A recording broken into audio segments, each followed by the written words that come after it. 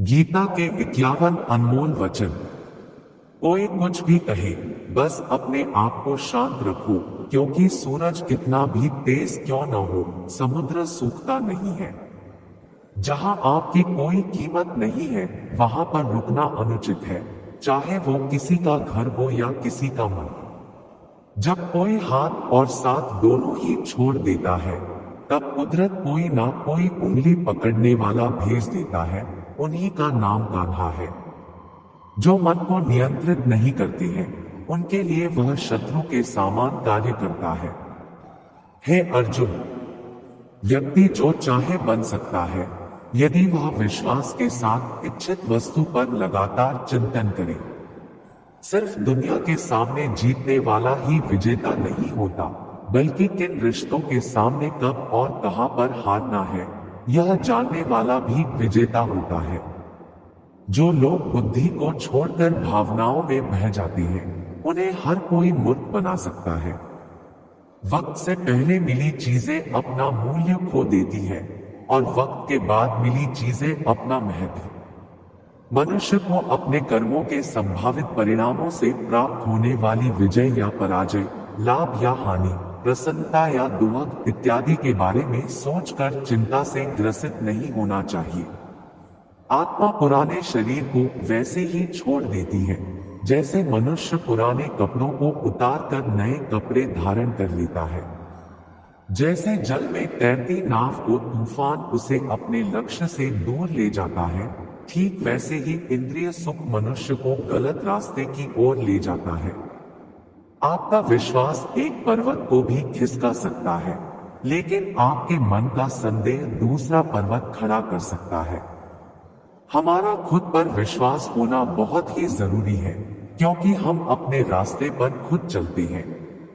वक्त कभी भी एक जैसा नहीं रहता है।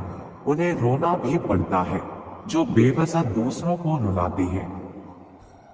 अपनी इच्छा शक्ति के माध्यम से अपने आप को नई आकृति प्रदान करें। कभी भी स्वयं को अपनी आत्म इच्छा से अपमानित न करें। इच्छा एकमात्र स्वयं का मित्र होता है, और इच्छा ही एकमात्र स्वयं का शत्रु है। अपनी पीड़ा के लिए संसार को दोष मत दीजिए। अपने मन को समझाओ, तुम्हारे मन का परिवर्तन ही तुम्हारे दुखों का अंत है।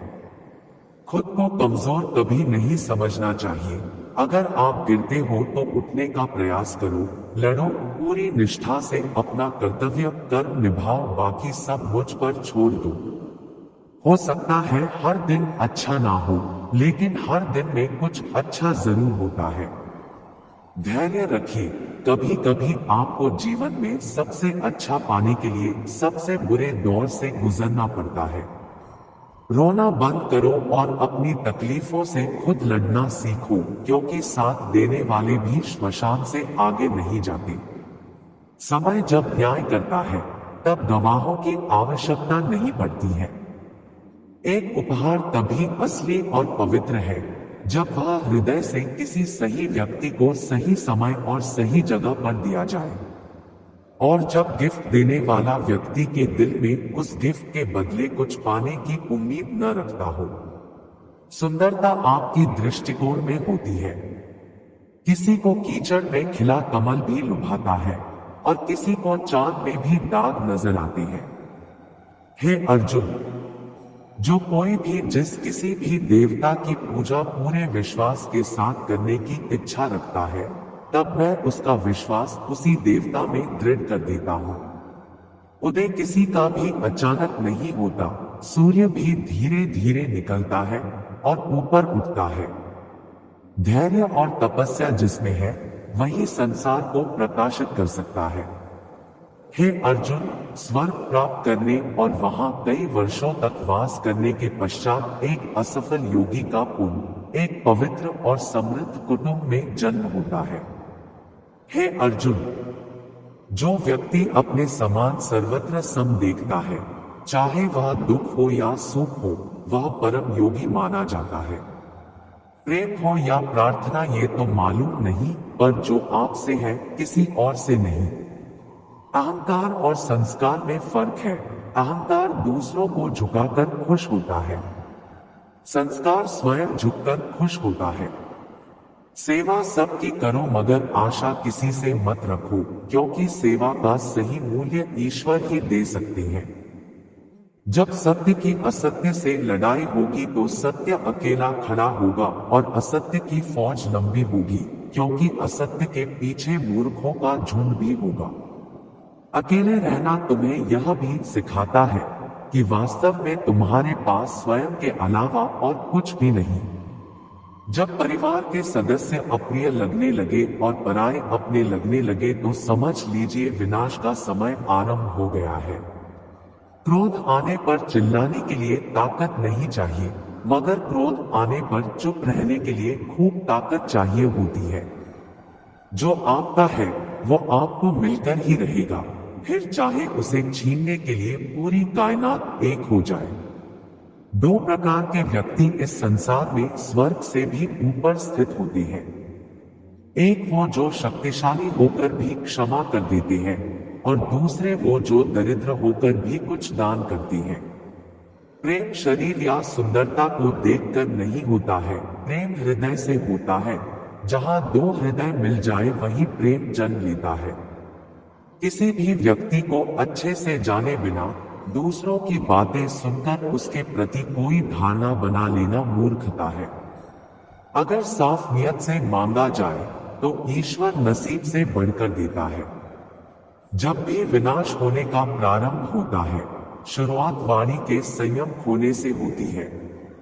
जीवन में सब कुछ खत्म होने जैसा कुछ भी नहीं होता, हमेशा एक नई शुरुआत हमारा इंतजार कर रही होती है।